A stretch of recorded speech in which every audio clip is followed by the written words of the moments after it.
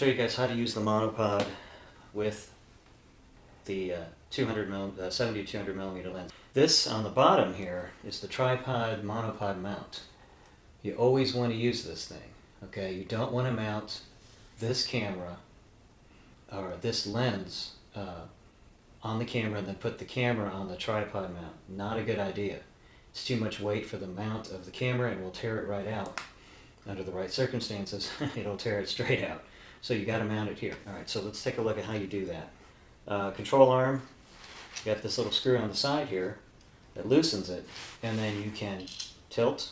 Panning is just simply rotating it, okay? I got to just rotate it.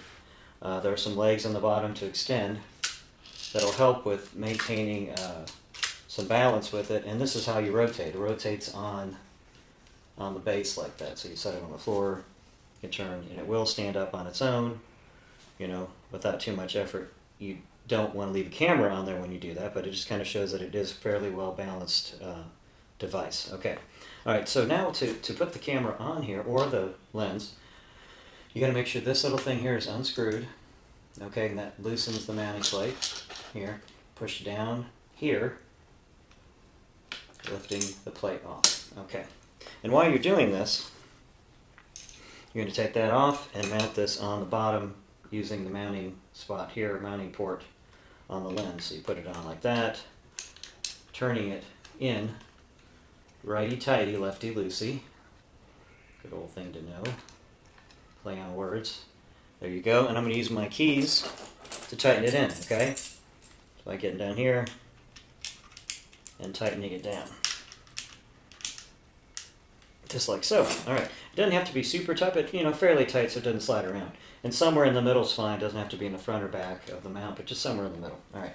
Now to get it back on here, there's two edges on this plate. One is a very flat edge with a little lip sticking out the side here. Which is kind of hard to see, but it's right here along this edge. Okay, right there. There's this lip that sticks out. This one's more of a flat edge that is just beveled out. This one is beveled with a little bit of an extra edge to it. It's kind of hard to see, but it's right here. All right. So you tilt this in like this on the monopod, and then you drop it in like that. Okay. Now it's fairly safe at this point, but obviously it's not balanced, and you need to lock it down here. So you're going to want to tighten it down. Pull this back to the back-ish. It doesn't have to be exact, and just tighten this down. The screw on the side has to be tightened down. If you don't do that, it's going to keep sliding back and forth. Very difficult to use that way. All right, so with the arm here, you can loosen the arm, move it up and down. Do not take the arm off. And only 2 of the monopods even have an arm, and I had to scavenge this from another ruined tripod because someone used the tripod wrong and lost a bunch of parts to it. All right, so you tighten this down and then use this for tilting. All right, so when you're shooting, you can control the zoom here while you're tilting here and panning. So you're already recording, and then you can use this and then, hit the button on the camera to turn it off. All right, so that's really the easiest way to use the monopod and mount it on the camera.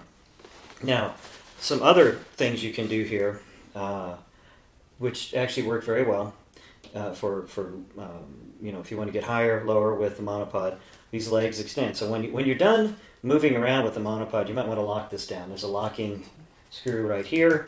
Lock it down. All right. Now to extend the monopod, you can do this and keep extending it out.